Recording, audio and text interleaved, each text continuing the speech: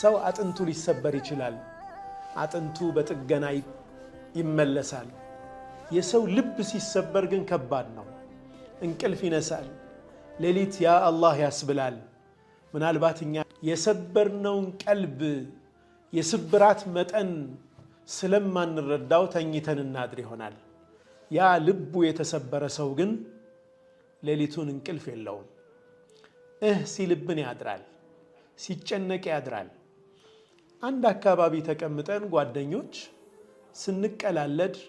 አንዱን ወንድማችንን በሌላው ሰው ላይ አስቀንበት ሊሆን ይችላል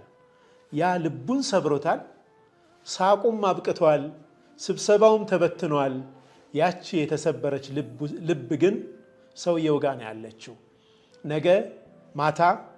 ትራስ ላይ ጭንቅላቱን ሲያስተኛ ያቺ ቃል ትመጣለች የሰዎችን ልብ ለመጠገን